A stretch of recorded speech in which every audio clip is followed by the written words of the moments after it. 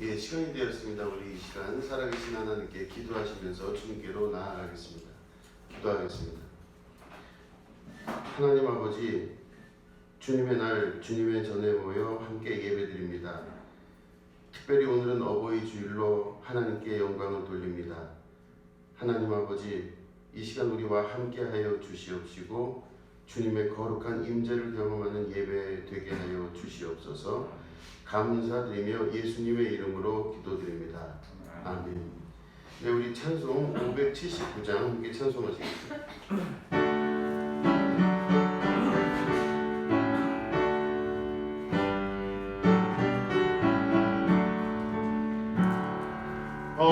어머니의 넓은 사랑 귀하고도 귀하다. 그 사랑이 언제든지 나를 감싸줍니다. 때가 올 때 어머니는 주께 기도드리고 내가 기뻐 웃을 때에 찬송 부르십니다. 아침 저녁 읽으시던 어머니의 성경책 손때 남은 구절마다 모습 본 듯합니다. 믿는 자는 누구든지 영생함을 얻으리. 들려주신 귀한 말씀 이제 이미 됩니다. 홀로 누워 괴로울 때 헤매다가 지칠 때 부르시던 찬송 소리 귀에 살아옵니다. 반석에서 샘물 나고 황무지에 꽃피니 예수님과 동행하면 두려울 것 없어라. 온유하고 겸손하며 올바르고 굳세게 어머니의 뜻 받들어 보람있게 살리라. 풍파하는 세상에서 선한 싸움 싸우다 생명신의 흐르는 곳 귀리 함께 살리라. 드려진 예물을 위해서 기도하겠습니다. 하나님 아버지, 주님의 손을 대신해서 예물 위에 손을 얹고 기도드립니다. 하나님 아버지, 이 손길들을 기억하여 주시고 하나님의 뜻을 이루는 승리의 삶을 살 수 있도록 인도하여 주시고 하나님께서 주시는 하늘의 복으로 살아갈 수 있도록 도와 주시옵소서.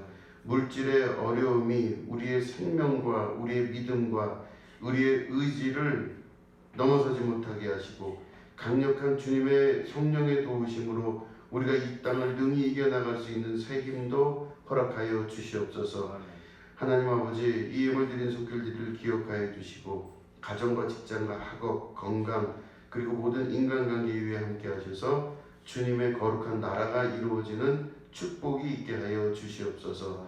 감사드리며 예수님의 이름으로 간절히 축복하며 기도드립니다. 아멘. 예, 우리 하나님 말씀 함께 보시겠습니다. 잠언 18장 20절부터 21절에 있는 말씀입니다.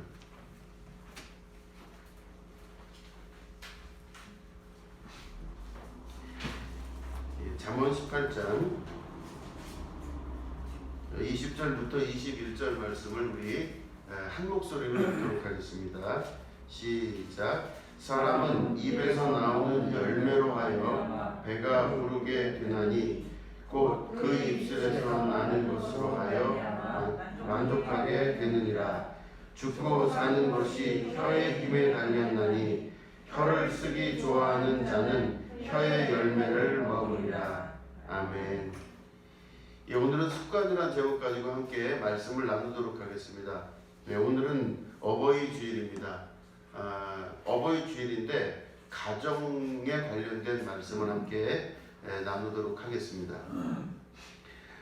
오늘 말씀 보시면 사람은 그 입에서 나오는 열매로 말미암아 배가 부르게 된다, 이렇게 말씀하고 있습니다. 내 입에서 나오는 열매로, 그리고 사람들 각자 입에서 나오는 열매로 우리들이 살아가게 된다, 그리고 배가 부르게 된다, 이렇게 말씀하고 있는 것입니다. 곧 그의 입술에서 나는 것으로 말미암아 만족하게 되느니라. 그러니까 내가 하는 말과 또 다른 사람이 하는 말을 서로 듣고 받음으로 내가 배가 부르게 되고 만족하게 되는 겁니다. 그러니까 내 입에서 나오는 말이 다른 사람을 배부르게도 하고 다른 사람을 배고프게도 한다는 말인 거죠. 그 다음에 21절 보면 그거보다 더 강력하게 말씀을 하십니다. 죽고 사는 것이 혀의 힘에 달렸나니 혀를 쓰기 좋아하는 자는 혀의 열매를 먹으리라, 이렇게 되어 있습니다. 죽고 사는 것이 혀의 힘에 달렸다, 이렇게 말씀하고 있습니다. 사람이 죽고 사는 게 혀의 힘입니다. 그러니까 물리적으로 사람이 어떤 공격을 당하거나 어려움을 당하거나 혹은 병이 있거나 해서 죽는 경우도 있겠지만 사람이 말로 인해서 죽는 경우도 분명히 있다라는 것이죠. 성경에서는 올곧게 말씀에 관한 이야기가 계속 나옵니다. 우리가 말씀을 듣는다고 또 말씀을 하신다는 그 예수님 말씀을 듣고 이렇게 우리는 살고 있습니다. 성경에서는 뭐라고 말씀하시냐면 하나님은 곧 말씀이시다 그러십니다. 그리고 또 요한복음에도 기록한 것을 보면 태초에 말씀이 계시니라, 그 말씀이 하나님과 함께 계셨고, 이렇게 되어 있습니다. 결국은 예수님이 곧 말씀이시다, 이런 말씀인 거죠. 그러니까 기독교 전통 안에서는 말씀을 빼고는 아무것도 할 것이 없을 정도로 곧 하나님의 역사는 말씀의 역사라고 보게 되는 것입니다. 하나님은 세상을 말씀으로 창조하셨습니다. 그래서 말씀이 곧 하나님이시죠. 그런데 우리가 말을 하고 있습니다. 우리가 말을 하고 있는데 우리의 말은 하나님이 세상을 창조하셨을 때의 그 말씀과 우리 안에 말할 수 있는 모든 능력들은 하나님께서 우리에게 부여해 주신 창조성입니다. 그러니까 우리가 말을 함으로 말미암아 새로운 세계가 창조가 된다는 뜻도 포함이 되어 있는 것입니다. 그러니까 하나님이 말씀으로 세상을 창조하셨듯이 우리도 우리 안에 있는 말로서 새로운 세계를 만들어가고 혹은 자기의 세계를 만들어간다, 이렇게 볼 수가 있는 것입니다. 그러니까 말을 어떻게 하느냐, 또 말은 어떤 영향을 미치느냐가 오늘 설교의 아주 중요한 주제라고 볼 수가 있습니다. 하나님이 내 안에 계시죠. 내 안에 계십니다. 여러분들 안에도 다 하나님이 계십니다.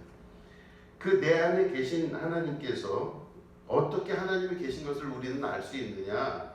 그럼 우리는 대부분 하나님을 인격화된 하나님으로밖에 인식을 못합니다. 그렇기 때문에 하나님 아버지이기 때문에 아버지의 모양을 가진 것 같기도 하고 하나님이 사람 모양을 하는 것 같기도 하고, 그래서 어린아이들에게 하나님을 그려보라 그러면은 다 할아버지같이 이렇게 그려요. 수염 길게 난.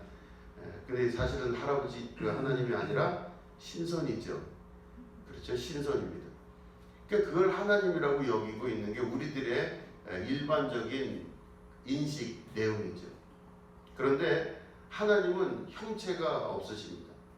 형체가 없으시다는 말은 너무 크셔서 감히 형체를 붙여서 우리가 인식할 수 있게 만들 수 있는 분이 아니다, 이런 분이에요. 그래서 하나님께서는 나를 위해서 너희들을 위해서 우상을 만들지 말라, 이렇게 말씀을 하셨습니다. 형상화된 실제 하나님, 그 하나님은 우리가 알고 있는 인식하고 알고 있는 그런 하나님이 아니라 그거보다 상상할 수 없을 정도로 크고 그 크기와 그 힘을 가늠할 수 없을 정도로 엄청나신 분이십니다. 그런데 그 하나님이 본인에 대해서 너무나 명확하게 말씀하신 건 말씀이십니다. 하나님이 세상을 창조하는 방법도 말씀이었고, 요한복음의 기록을 보면 그분이 곧 하나님이시고 말씀이다, 이렇게 말씀하고 있습니다. 그런 걸 보면 조직 신학적 입장에서 봤을 때 하나님을 형상화시킨 것들은 오히려 우상일 수가 있고, 우리가 하나님을 인식할 때 우리 입장에서 인식할 수 있는 가장 중요한 핵심적인 것은 말씀, 그 말씀이 내 안에 계시고 내 안에 계신 말씀이 새로운 세상과 내 세계를 만들어 간다, 이렇게 볼 수 있는 것입니다. 내 안에 계신 하나님이 자기의 세계를 만들어 가신다고 하는 것은 내 안에 계신 하나님이 내 안에서 나의 세계를 내 입에 시인한 대로 만들어 가시는 것입니다. 그래서 예수님 말씀하시기를 내 입에 시인한 대로 그대로 되리라, 이렇게 말씀을 하십니다. 같은 말이 능력 주시는 자 안에서 능치 못함이 없느니라. 내 믿음대로 될지어다. 이게 같은 맥락에서 볼 수 있는 말씀입니다. 내 입에 시인한 대로 될 것이다. 얼마나 위대한 말씀인지 모릅니다. 사람 안에, 우리 안에 계신 하나님은 우리를 통하여서 그 말과 모든 걸 통하여서 세상을 만들어 가시는 하나님이십니다. 오늘도 그래서 우리 안에는 우리의 세계와 또한 새로운 세계들이 계속 만들어지고 있습니다. 어떤 방법을 통해서? 내가 말을 하는 것을 통해서 새로운 세계가 만들어지게 되는 것입니다. 그 독일 말에 습관이라는 말이 있습니다. 습관은 개본하이트라고 하는 이제 단어인데, 개본하이트가 이제 언어를 이렇게 구성하는 거 보면 개라고 하는 건 적도어입니다. 그리고 본이라고 하는 이제 단어가 있고, 하이트라고 하는 건 형용사나 부사형 어휘에 쓰이는 것이죠. 근데 이 가운데 있는 본이라고 하는 거의 원형은 보넨이라고 하는 겁니다. 보넨은 뭐냐면 살다, 이런 뜻입니다. 어디에 살다, 영어로는 live죠. 어디에 살다. 근데 개본하이트가 왜 습관이냐면요, 자기가 살던 방식대로 계속 사는 것이 습관이라는 겁니다. 그러니까 옛날에도 그렇게 살아왔고 지금도 그렇게 살고 잘은 모르겠지만 앞으로도 그렇게 살 것 같다 할 때 그걸 개본하이트 혹은 습관이라고 이야기합니다. 이 개본하이트라고 하는 습관의 특징은 바로 뭐냐면, 살던 방식대로 살기 때문에 본인은 잘 몰라요. 내가 그렇게 사는지를 잘 모릅니다. 내가 무의식 중에 반찬에 손이 가는 거를, 맛있는 반찬에 손이 간다고 하지만 내 손이 자꾸 가는 게 무의식적으로 그로 가게 돼 있죠. 잘 모릅니다. 내가 하는 말도 습관화되기 시작하면요, 그 말이 나한테 맨 처음에 어색할 뿐이지 습관이 되기 시작하면 잘 몰라요. 내가 평소에 그런 말을 썼나? 내가 평소에 그런 생각을 했나? 하면서 자기의 습관을 잘 모르게 됩니다. 저도 그런 습관화된 것들이 굉장히 많은 것을 알게 되는 것은, 주변에 있는 사람들이 저에게 짜증을 낼 때 알게 돼요.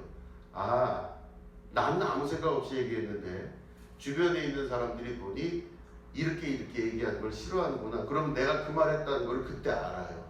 참 이상하죠? 그래서 그 습관에 대한 말들이 내 안에 있는데, 이게 내 의식의 영역이 아니라 저 깊은 무의식의 영역으로 들어갑니다. 나는 아무 생각 없이 그 얘기를 했는데 상대방은 다른 반응을 하게 되는 경우가 많더라는 것이죠. 이게 바로 습관입니다. 개본하이트, 살던 방식대로 살아가는 것을 말합니다. 그런데 이 습관은 우리의 무의식 안에서 작용을 하는데, 거기에는 우리의 생각과 말과 행동이 다 포함되어 있습니다. 내 행동도 아무 거리낌 없이 의식의 영역이 아닌 무의식적 영역에서 행동을 하고, 말도 그렇게 하고 또 생각도 그렇게 해요. 생각이 내가 생각을 하는 것 같지만 잘 생각해 보시면 생각이 나를 합니다. 말이 좀 이상하시죠? 생각이 나를 다뤄가기 시작해요. 내가 원치 않았는데 생각이 나를 계속 이끌어서 글로 가게 만들어요. 그러면 내 불안한 마음이 잡고 있으면 불안한 생각이 계속 들면서 나는 그러고 싶지 않는데 내 불안한 생각이 자꾸 그쪽으로 가게 만들어요. 그럼 내가 생각을 한 것 같은데 그게 아니라 생각이 나를 한다, 이렇게 이야기할 수 있는 겁니다. 그러니까 생각이나 말이나 행동이 대부분 다 무의식 안에서 작용을 하면서 개번하이든 습관이 되면서 내가 원든 원치 않든 내 생각대로 가는 게 아니라 자기의 생각이 원하는 대로 그냥 마음이 원하는 대로 혹은 몸이 원하는 대로 자꾸 가게 된다고 하는 것이죠. 이 습관은 그래서 보이지 않는 이 습관이라는 힘은 엄청나게 강력한 힘을 가지고 있습니다. 이게 의식 안에 있을 때는 내가 조절이 가능하지만 이게 습관이 되면서 무의식 안으로 들어가면요, 이 조절 자체가 굉장히 어렵게 된다는 것입니다. 그렇기 때문에 이 습관의 힘은 정말로 무섭습니다. 그래서 그 사람을 살리기도 하고 죽이기도 하는 일의 습관이 다 포함이 되는 겁니다. 습관이 아주 큰 역할을 하는 거죠. 그러니까 그 사람의 일생을 다 다룰 수 있는 최고의 힘은 바로 습관입니다.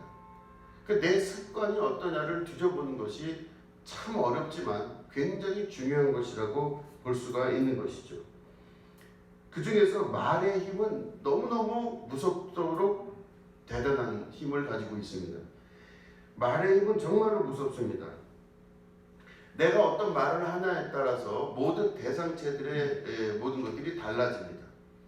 그러면 이 말이라고 하는 것이 얼마나 무서운 힘을 가졌나 하는 것들은 내 말을 알아듣는 사람만이 그 영향을 받는 것이 아니라는 것입니다. 설사 외국인을 만난다 할지라도 내가 무슨 말을 할 때 그 사람은 내 말을 하나도 못 알아들어요. 그런데도 그 마음이 그 사람한테 전달되는 경우가 굉장히 많더라는 겁니다. 그러니까 언어를 알아들어야 그 사람이 그거 무슨 뜻인지 이해가 돼서 뭐 이렇게 받아들이는 게 아니라 그저 내 말하는 그 행위 자체만 가지고도 머리로는 이해 못하는데 마음으로 받아들이는 경우가 있더라는 것이죠. 이렇게 보면 어떤 말을 이해해서가 문제가 아니라 그 말을 하는 근원인 마음과 생각이 그 말에 실리기 때문에 그렇게 된다고 볼 수가 있습니다. 지난 2009년에 MBC에서 한글의 날 기념으로 실험을 했습니다. MBC 방송국에서 그 특집 방송을 했는데 그 제목이 뭐냐면은 말의 힘입니다. 말의 힘. 이게 봤더니 보신 분들도 많이 계실 겁니다. 이제 몇 가지 실험을 했는데 그 중에서 몇 개를 발췌했습니다. 보면은 이제 4주 동안, 그러니까 한 달 동안 5군데에 이제 2개씩 이렇게 5군데에 저걸 만들어 놨대요. 밥을 이렇게 밥 지은 밥을 이렇게 2군데 담아서 하나는 사무실에, 하나는 어떤 사람 집에, 하나는 학교에 뭐 이렇게 다 뒀어요. 그런 다음에 그 2개를 밥을 뒀는데 그 밥 2개에 하나는 뭐라고 되어 있냐면 고맙습니다 라는 걸 이렇게 스티커를 붙였어요. 한 밥에다가는. 또 다른 밥 하나에다가는 짜증나 이걸 붙였어요.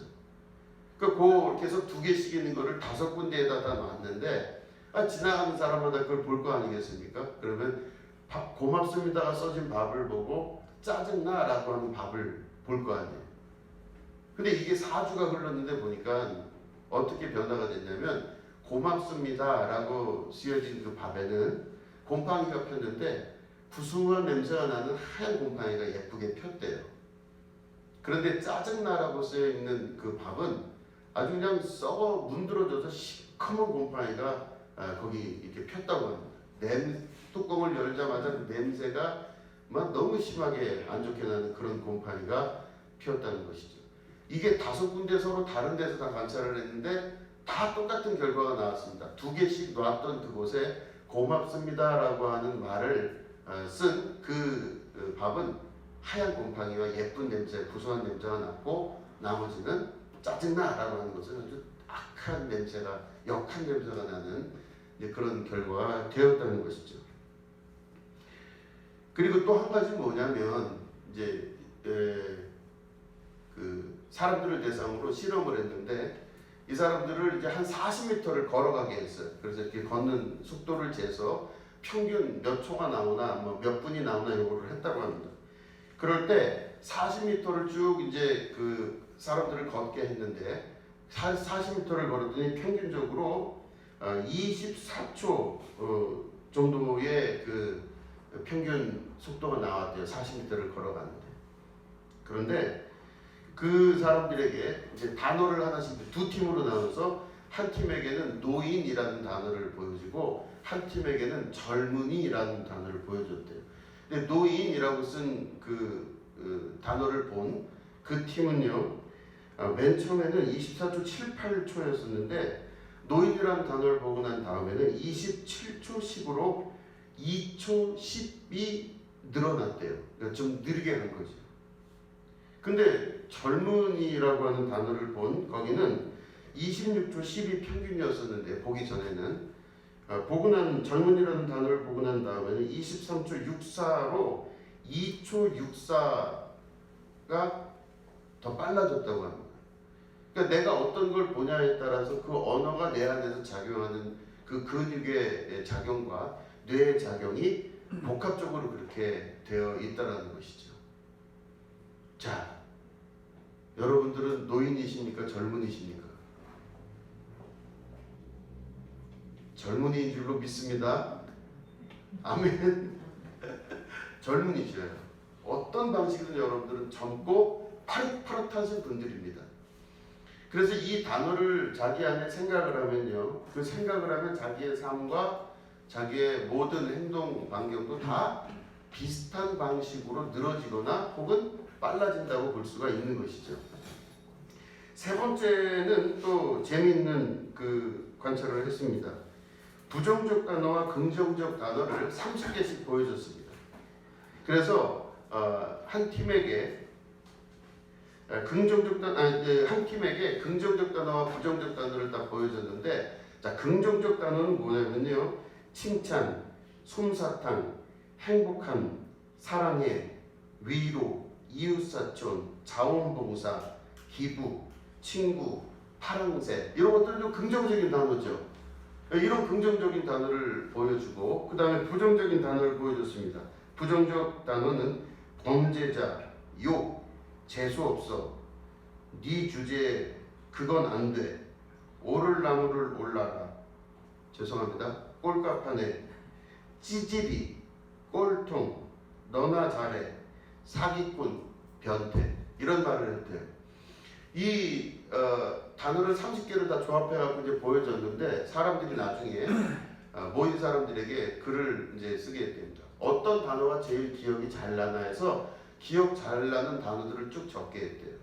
근데 적게 했는데 그 중에서 67%가 부정적 단어를 다 많이 생각을 한 거예요.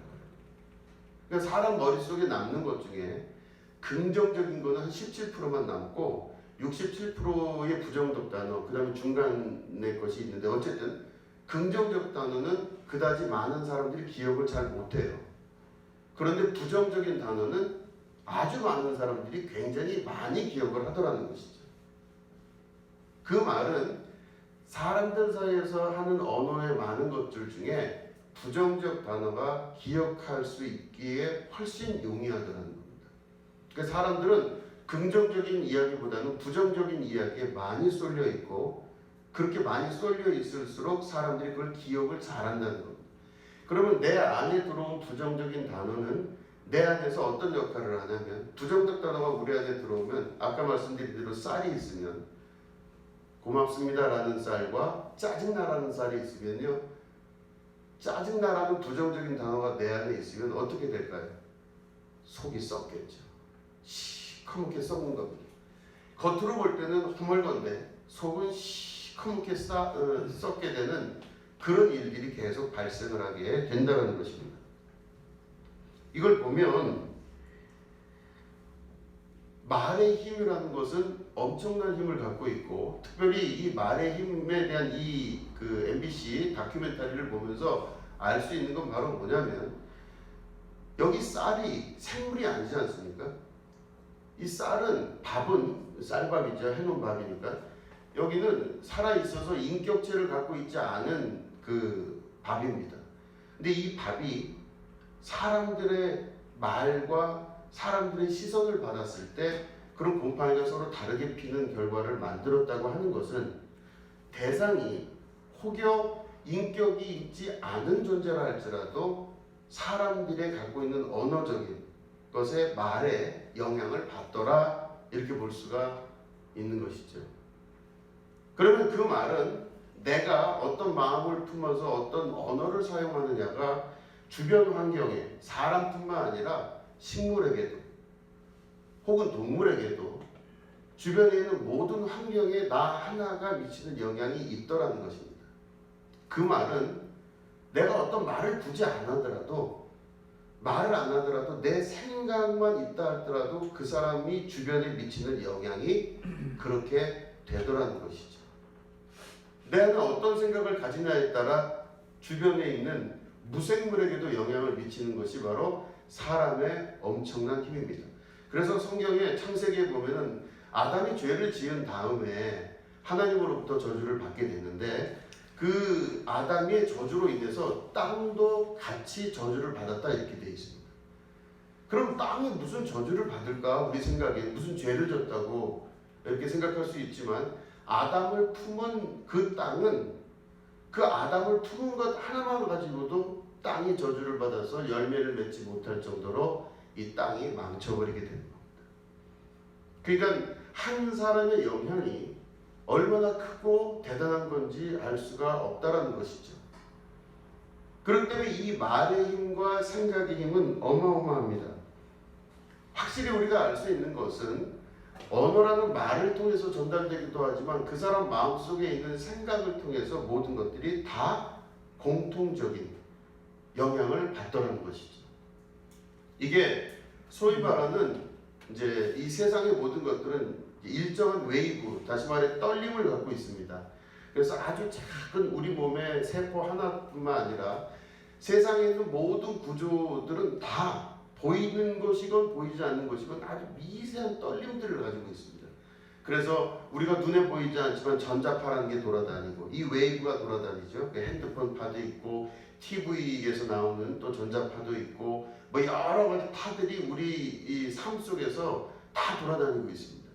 그래서 이 중력파라는 것도 있고, 하여튼 뭐 말로 다 설명할 수 없을 정도로 많은 파장들이 돌아다니는데, 이 파장들은 우리 입장에서 이해하려고 하면 미세한 떨림이라고 볼 수 있습니다. 미세한 떨림이 진원지를 통해서 주변으로 확장이 되어 간다고 볼 수 있습니다. 그럼 내가 가만히 있음으로 말미암아 가만히 있는 것이 아니라 실제로는 나를 통해서 내 떨림이 주변에 영향을 주기도 하고 혹은 주변에 어떤 영향이 나에게 들어오기도 하고, 이런 것들이 계속 반복적으로 작용하면서 서로 상관에 하나로 합쳐지는 중핵적인 떨림이 생기는 것입니다. 가정도 마찬가지입니다. 가정에 한 사람이 어떻게 영향을 미치냐에 따라 그 사람의 말과 그 사람의 떨림이 주변의 모든 것들을 다 하나로 만들어버리는 특성과 특질들이 있다는 것이죠. 나 하나가 변화함으로 말미암아 어떤 일이 벌어지냐면, 내가 변했는데 희한한 건 주변 사람들이 변한다는 것입니다. 나 하나가 변함으로 말미암아 가정이 변하게 되는 것이 그 원리라고 볼 수가 있습니다. 내 안에 있는 떨림과 내 안에 있는 울림이 이 모든 것들을 변화시키는 원동력이 되는 겁니다. 내가 만나는 사람도 변화가 되고 또 내가 속해 있는 단체도 변화가 되기 시작합니다.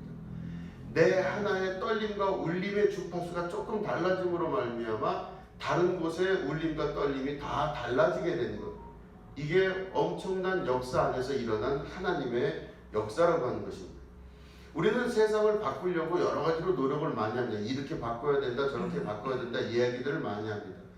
그런데 그 모든 피상적으로 드러나는 이야기로 세상이 바뀌어지지는 절대 않습니다. 세상은 그렇게 쉽게 바뀌지도 않습니다. 사람은 역시 쉽게 바뀌지 않습니다. 사람 바꾸는 게 이 세상에서 제일 어려운 것일 겁니다. 사람은 기본적으로 자기의 습관에 의하여 살아가고 있기 때문에 사람 하나 바뀌는 것은 정말로 굉장히 쉽지 않은 일이고 어려운 일이라 볼 수 있는 것이죠. 세상을 바꾼다는 것은 정말 쉬운 일이 아닙니다. 그렇기 때문에 함부로 세상을 바꿀 수도 없을 수도 있습니다. 그런데 중요한 것은 세상을 함부로 바꿀 수는 없지만 내가 하나가 변화됨으로 말미암아 주변에 어마어마한 영향을 미치게 되는 겁니다. 나는 아무것도 바꾼 적이 없는데, 나는 바꾸려고 한 적도 없었는데 주변에 있는 사람들이 내 주파수와 동일한 주파수로 변화가 되기 시작하는 것이죠. 그래서 이 중핵적인 같은 합해지는 이 주파수가 되기 시작하면 그 사람 주변에는 비슷한 사람들이 모이기 시작하고 그 사람 주변에는 비슷한 형태의 사람들이 또 존재하기 시작하는 것입니다. 그렇기 때문에 내가 어떻게 바뀌느냐가 굉장히 중요한 관건입니다. 세상을 바꾸는 것보다 더 중요한 건 내가 바뀌는 것이 제일 중요한 것인 거죠. 가정을 바꾸는 것도, 내가 모인 단체와 집단을 바꾸는 것도, 세상을 바꾸는 것도 어디서부터 시작되냐면 밖에서 있는 것들이 바뀌어서 내가 바뀌는 게 아니라 내가 먼저 바뀌게 되면 주변에 영향을 미치기 시작하고 내 강력함으로 말미암아 이 주파수가 주변의 것들을 변화시키는 힘이 되기 시작한다는 것입니다. 예수님께서 이 땅에 오셨을 때 우리 예수님은 그저 한 몸으로 오신 분이시죠. 육신으로 이 땅에 오셔서 인자로 오신 예수님께서 자기의 삶을 드림으로 말미암아 주변을 변화시키기 시작하셨습니다. 주변을 변화시켰는데 그 예수님께서 말씀으로 오셨다고 요한복음 기자는 기록하고 있습니다. 예수님은 곧 말씀이시다. 근데 그 말씀으로 세상을 바꾸신 분이신데 그 예수님은 뭐라고 말씀하셨나? 그 예수님의 말씀을 현대를 살아가는 우리들의 입장에서 한번 이거를 다시 한번 해보겠습니다. 예수님 뭐라고 그러셨냐면요, 복음서에 보면 너는 죄가 없다 이 말씀이세요. 복음서에 너무 어렵게 썼죠. 내 죄가 사함을 입었다 이렇게 말씀하시는데 우리끼리 요즘 그런 얘기하면 너무 이상하잖아요. 누가 나한테 잘못했는데 그래? 내 죄가 사함을 입었노라 이러면 애가 서로 이상하잖아요. 근데 아니야 너 죄 없어 이러면 그게 가장 현대적인 언어일 겁니다. 예수님이 와서 하신 말씀 중에 참 많은 말씀이 있는데 그 말씀이 뭐냐면 넌 죄가 없어 그 뜻이에요. 너 죄가 없다 그래. 얼마나 감사하고 기쁜 일인지 모릅니다. 난 내가 죄가 많은 줄 알았는데, 난 내 죄 때문에 이렇게 사는 줄 알았는데 예수님 말씀하시기를 너 죄 없어. 네가 아무리 네 죄를 찾으려고 해봐야 찾을 수 없을 거야. 지금 현재 내 눈앞에 있는 너는 죄 없는 거룩한 하나님의 아들이고 하나님의 딸이야. 이 말씀하신 겁니다. 또 뭐라고 말씀하시냐면 넌 할 수 있어 그러셨어요. 아니 예수님 이 상황을 봤을 때 내가 몇 년 동안 중풍병을 앓았고 몇 년 동안 문둥이였는데 이걸 어떻게 할 수 있다고 그러십니까? 할 수 없는 게 아니라 할 수 있다고 그러신 거예요. 능력 주신 자에서 모든 것을 할 수 있느니라. 너 일어나 걸어가라. 이 말씀을 하신 거예요. 너 할 수 있다고 그러셨어. 그리고 또 뭐라고 말씀하시냐면 일어나서 이제는 빛을 발하라. 더 이상 누워있어서 괴로워하지 말고 혼자 숨지 말고 이제 일어나서 네가 누구로부터 빛을 자꾸 받으려고 하는데 아니다. 네가 빛이다 이런 말씀하시는 거예요. 제가 빛이라고요? 아, 저 같은 찌질이가 빛이라고요? 아니 내가 찌질인데 예수님 무슨 빛입니까? 아니야. 너 찌질이가 아니고 네가 빛이야 말씀하시는 거예요. 아니 누구누구도 잘났고 누구누구도 대단해 보이는데 그 사람들은 다 잘된 것 같은데 그 잘된 사람들 바라보는 거 보면 그 사람들은 대단하고 나는 별거 아닌 것 같은데요? 아니야. 그 사람들이 다 별거 아니야. 네가 빛이야. 이 말씀하시는 거예요. 네가 그 빛이고 소금이다. 그 말씀을 하신 것입니다. 또 내가 너와 함께 할 것이다 말씀하셨어요.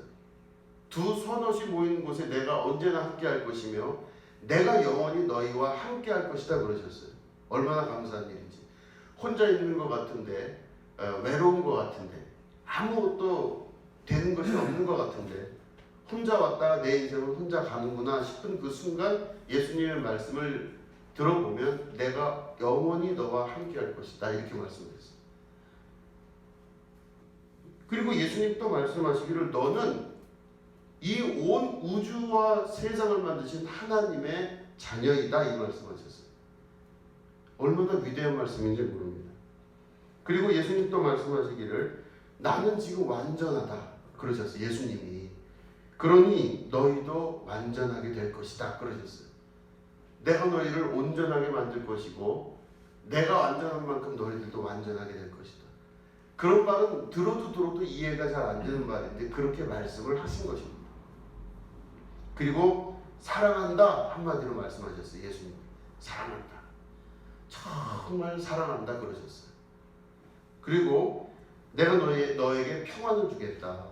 근데 이 평안은 세상이 아무리 위대하게 만들어도 그런 평안은 있을 수가 없다. 그 평안을 너에게 줄 테니 아무 걱정하지 말아라 그러시는 거예요. 우리 예수님 말씀 들어보면 부정적인 말씀이 하나도 없어요. 모든 것들을 창조해내신 창조주의 말씀이세요. 그러니까 예수님은 말씀이 하나님과 함께 계셨는데 그 말씀이 세상을 창조하셨을 때 그 세상은 바로 하나님의 지극한 긍정의 사랑과 긍정적인 모든 것의 최고의 표현들이 세상을 만드신 기초가 되었으며 그곳에 예수님이 계셨던 것입니다. 그렇기 때문에 세상의 모든 긍정의 힘은 바로 우리 안에서 역사하시는 예수님의 말씀이 되게 되는 것입니다. 지금 우리 눈에 보이는 것은 과거의 많은 일들입니다. 그래서 과거에 부정적으로 살았던 것, 부정적인 마음과 부정적인 말과 부정적인 생각의 결과일 수가 있다는 것을 우리가 꼭 기억할 수 있어야만 됩니다. 내가 지금 어떤 일을 겪고 있다 할지라도 이 일이 과연 힘이 든다 할지라도 그 모든 것들은 과거로부터 연유된 열매일 뿐입니다. 그런데 지금부터 우리가 오늘 새 삶을 살기 시작하면 이 과거의 열매들은 사라지고 찾을 수도 없게 될 것입니다. 성경에서는 그 말씀을 이전 것은 지나갔으니 보라 새롭게 되었다다 이 말씀하십니다. 아무리 과거를 찾으려고 해도 찾을 수도 없고 내가 과거를 이야기해봐야 그 과거는 내 기억 속에만 있는 겁니다. 근데 우리의 기억들도 영원하지 않은 게 차츰차츰 그것마저도 잊혀지는 것이 바로 기억입니다. 지금 눈에 보이는 것들은 내 기억과 과거가 만들어낸 결과일 뿐입니다. 그렇기 때문에 우리가 영적인 결단을 하여 살아간다면 이 이전의 기억과 이전의 과거, 영원하지도 않고 진리지도 않은 것들을 하나님 앞에 과감히 내려놓을 줄 아는 믿음의 결단이 있어야만 된다라고 하는 것입니다. 만약에 우리가 과거를 살아가는 사람들이라면 이 과거는 끊임없이 우리를 습관 안에서 붙들어갑니다. 말씀드린 대로 이 개번하이트, 습관이라고 하는 것은 너무 어색하지가 않습니다. 항상 생각을 해왔기 때문에 그렇게 생각하는 것이죠. 그리고 항상 그렇게 마음을 먹었기 때문에 그렇게 살아가는 것 뿐입니다. 그러니까 나는 아무런 불편한 게 없어요. 그냥 아무런 불편함이 없이 습관적으로 내 인생을 과거에 있었던 그 모습대로 계속 살아갑니다. 나는 옛날부터 이렇게 살아왔고 이렇게 생각을 해왔던 거예요. 그러니까 불편함이 없는 겁니다. 그렇기 때문에 습관이라는 이 개번하이트라는 단어는 그 사람 인생에 있어서 불편함이 전혀 없는 겁니다. 부정적으로 살았던 사람은 계속 부정적으로 살고 긍정적으로 살았던 사람은 계속 긍정적으로 살 수밖에 없죠. 왜냐? 습관이 그렇게 붙어 있습니다. 중요한 거는 우리가 당연하다고 여기는 이 습관을 뒤돌아볼 줄 알아야만 됩니다. 현재 눈에 나타나는 보이는 모든 것들은 나타난 것으로 말미암아 된 게 아닙니다. 지금 눈에 보이는 모든 것들은 과거로부터 연유하며 과거의 내 습관으로부터 연유된 결과일 뿐입니다. 내가 어떤 사람을 되게 미워해요. 그 사람에 대한 상처를 갖고 있으면요, 반드시 그 상처를 확인할 수 있는 현장에 다다르게 됩니다. 내가 어떤 사람에 대한 이미지를 안 좋게 갖고 있으면요, 그 안 좋은 이미지를 확인할 수 있는 단계에 반드시 도달하게 되는 것이죠. 중요한 건 그 사람이 나쁜 사람이냐 좋은 사람이냐의 문제가 아니라 내가 그 사람에 대한 기억을 좋게 하냐 나쁘게 하냐의 문제라고 볼 수가 있는 것입니다. 내가 그 사람에 대한 안 좋은 생각을 계속 가지고 있으면 과거로부터 연유되어 있는 그 안 좋은 마음속의 생각이 현재의 모습으로 나타나게 되는 것입니다. 그렇기 때문에 지금 보이는 것은 현재 나타난 것 때문에 이루어진 게 아니라고 말씀하고 있는 겁니다. 지금 현재 내 눈에 보이는 것은 나타나서 지금 있는 것으로 말미암아 되는 게 아니라 과거로부터 내려왔던 내 선입견, 내 이미지, 내가 갖고 있던 기억들이 현재의 그 모습으로 나타나는 것뿐인 겁니다. 그렇기 때문에 만약에 이 현상을 우리가 바로잡으려면 내가 어떤 사람에 대해서 혹은 어떤 사건에 대해서 생각하고 있는 것들을 버릴 줄 알고 포기할 줄 알아야만 됩니다. 여기는 약간의 에너지가 필요한데 그 에너지는 바로 용서하는 힘입니다. 이전 것이 지나갈 수 있기 위해서는 아무것도 아니었다라고 하는 내 스스로의 선택과 선포 또 고백이 있어야만 되는 것이죠. 마음을 새롭게 함으로 변화를 받아, 이 말씀이 성경에 있죠. 마음을 새롭게 함으로 변화를 받으라고 그랬습니다. 그러니까 마음이 새로워지지 아니하면 어떤 것도 주변에 변하는 것이 없습니다. 그냥 이 상태로 이 모습대로 계속 갈 수밖에 없습니다. 그런데 내가 만약에 마음을 새롭게 하면 그 새로워진 마음이 나타나는 현상 안에서는 내 새로워진 대로 나타나는 역사가 나타나기 시작합니다. 이전에 있었던 생각과 마음들을 다 돌이킬 수 있는 믿음의 결단이 있어야만 되는 것이죠. 그래서 맨 처음에 바뀌어야 되는 게 바로 뭐냐? 마음입니다. 마음을 돌이킬 수 있으셔야 됩니다. 그래서 이 마음이라고 하는 밭 안에 내가 새롭게 무엇인가를 받아들일 수 있어야만 됩니다. 여러분, 이 마음에 대한 이야기는 예수님 말씀 안에서 보면은 밭에 대한 비유로 나오셨죠. 씨를 뿌리는데 그 씨 뿌리는데 돌짝밭이 있고 가시 덩굴이 있는 밭이 있고 또 길가에 있는 밭이 있습니다. 그 길가에 있는 밭은요, 사람들이 지나가다 막 밟기도 하고 동물들이 밟기도 해서 씨가 들어가 봐야 자라나질 않죠. 또 이 가시덩굴이 있는 밭은요, 씨가 아무리 있어서 자라나 봐야 잘 자라나질 않습니다. 그러니까 이런 밭의 종류들에 따라서 모든 것들이 달라지듯이 내 마음이 하나님의 말씀을 잘 품고 그것들을 잘 키워낼 수 있는 밭으로 우리의 마음밭을 갈아야죠. 이게 첫 번째는 마음밭의 종류입니다. 그래서 옥토밭을 만드셔야 됩니다. 근데 두 번째는 바로 뭐냐면 옥토밭에 대한 설명 안 했죠. 옥토밭에는 가시덩굴을 없애야 되고 길가에다가는 밭을 만들지 마셔야 됩니다. 그리고 사람들이 마구 지나다니게 자기를 만들면 안 돼요. 그래서 자기 마음을 잘 지키셔야 됩니다.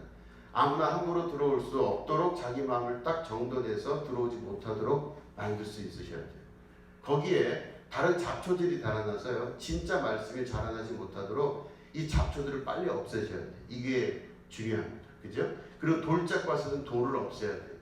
이 돌짝밭은요, 내 안에 있는 생각의 경험들이 많은 겁니다. 그래서 이렇게 큰 아픔이 있으면 그 큰 아픔이 큰 바위처럼 버티고 있으면요, 거긴 하나님 말씀이 자라나기가 어렵습니다. 그러니까 이 돌짝밭에 있는 많은 돌들을 치워 없애셔야 돼요. 부드럽게 만드셔야죠. 이런 작업을 하시고 난 다음에는 두 번째는 바로 뭐냐? 마음밭이 준비된 걸로 끝나질 않습니다. 두 번째는 생각을 심으실 수 있으셔야 돼요. 생각은 바로 뭐냐면 말을 할 수 있는 근본이 됩니다. 내가 어떻게 말하냐가 바로 이 생각에서 나옵니다. 마음밭이 좋고 그 마음밭에 좋은 생각이 들어가서 이 생각이 열매로 나오는 게 바로 말입니다. 그래서 내 말을 잘 지킬 수 있도록 그 좋은 말들을 심을 수 있으셔야 돼요. 그렇기 때문에 이 세상에는 얼마나 많은 언어가 많습니까? 사람들이 얼마나 많아요. TV를 봐도 그렇고 여러 군데 인터넷을 봐도 그렇고 수많은 정보들이 우리에게 들어오는데 그 정보들 중에서 어떤 것을 취사 선택하느냐는 여러분들의 몫입니다.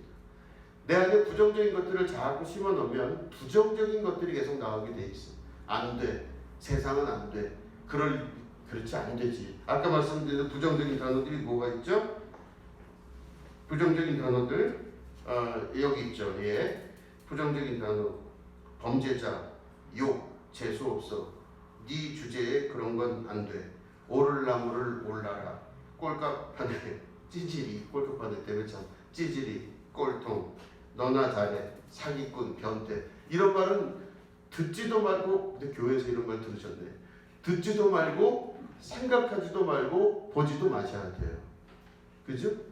이런 말을 절대로 여러분들은 웬만해선 마음속에 두지도 마시고 생각도 하지 마셔야 되는 겁니다. 세상을 규정하고 재단하고 함부로 하는 모든 말들, 이 모든 말들이 그 부정적 기운 안에서 역사하면 말씀드린 대로 내가 그런 마음을 갖기 시작하면 그 파장이 주변에 영향을 미치기 시작합니다. 그냥 존재 자체가 영향을 미치기 시작해요. 얼마나 부정적인 영향이 그런 큰 어려운 일들을 만들어내는지 모른다는 것입니다. 어려운 일을 당한 사람을 도울 줄 알고 힘든 일을 당한 사람들을 손을 잡아줄 줄 아는 그 능력과 힘이 있으셔야 되겠죠.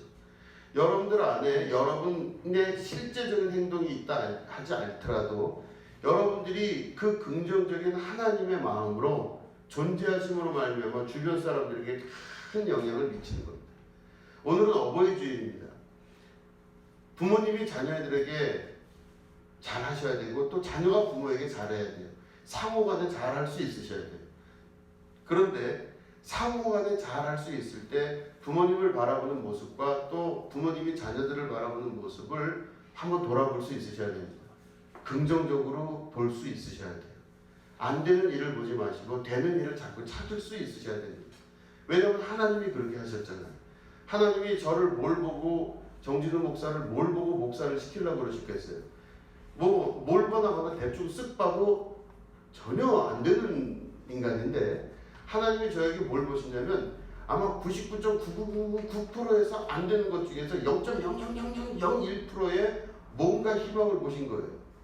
이 똑같은 것처럼 하나님의 그 눈은 예수님을 통해서 말씀하시기를 지금까지는 저 사람이 어느 정도 돼야 이걸 쓸만하다 이렇게 보는 게 율법의 세계였다면 예수님은 우리를 바라보실 때 아주 작은 구원의 거리라도 하나를 찾으시려고 노력하세요. 현장에서 가늠하다 잡혀온 여인을 돌로 쳐 죽이는 것이 누가 봐도 당연하게 마땅한 일이었는데도 예수님은 그 여인을 구원하셨습니다. 뭘 보셨을까요? 현장에서 잡혀온 그 여인 안에 있는 하나님의 거룩한 사랑과 성품을 보셨겠죠. 무언가 예수님의 그 긍정과 초긍정, 완전하신 예수님의 그 영적인 능력들이 그 안에서 나타났듯이 우리 안에도 역시 자녀를 바라보고 또 우리가 또 부모를 바라보는 그 모든 것 안에서 하나님의 역사가 이루어지는 것을 볼 수가 있습니다. 긍정을 볼 수 있는 것으로 여러분 계속 긍정적인 걸 보려고 노력을 하시기 바랍니다. 그리고 입에 파수꾼을 세우셔서 좋은 말을 할 수 있도록 계속 노력을 하셔야 돼요. 원래 저 속에 있는 말은 부글부글 끓어올라서 뭔가 하고 싶지만 그 입에 파수꾼을 세우셔서 되도록 그런 말 하지 말고 거짓말이라도 설사 그게 거짓말이라도 너는 예뻐 이 말씀을 꼭 하시면 좋을 것 같아요. 그죠? 그렇죠. 더 설명은 안 하는 게 서로 간에 건강을 위해서 좋을 것 같아요. 부모님을 바라보는 모습과 또 주변을 바라보는 모든 모습에서도 가장 긍정적인 것들을 말할 수 있고 그렇게 될 때 나는 어떤 상태에서 그 말이 밖으로 나가면 이 말의 힘이 엄청나다는 것만 여러분 기억하셔서 그 말을 자꾸 하심으로 말미암아 여러분 주변이 변해가는 그 세계를 바라보시고 또 여러분 주변이 변해가기 시작하면요 하나님의 축복과 은혜가 그곳을 통하여 들어오십니다. 아브라함을 통하여 온 민족이 구원을 받듯이 여러분들을 통하여 그 역사가 이루어지는 것이 하나님의 공식적인 계산법이고 하나님이 세상을 다스리시는 통치 방식이십니다. 우리가 그 세계 안으로 들어가 그런 긍정적인 삶을 살기 시작하면 여러분 삶이 잘 될 줄로 믿습니다. 여러분들 안에 이런 거룩한 축복의 역사를 통하여서 가정이 변화하고 여러분 주변이 모두 변화하는 축복이 있으시기를 주님의 이름으로 축원드립니다. 기도하겠습니다. 하나님 아버지, 우리의 과거의 습관들을 주님 앞에 과감히 버리는 결단의 용기가 있게 하여 주시옵소서. 그리고 우리가 가정 안에서 서로를 사랑하며 아끼며 보호하고 긍정의 말을 통하여 기쁨을 나눠줄 수 있는 그리고 그 영향력을 미칠 수 있는 주님의 거룩한 변화받은 가정들 되게 하여 주시옵소서. 하나님의 나라가 그 안에 임하게 하여 주시고 우리 안에서 생수의 강이 넘쳐나듯이 구원의 역사가 이루어지는 축복이 있게 하여 주시옵소서.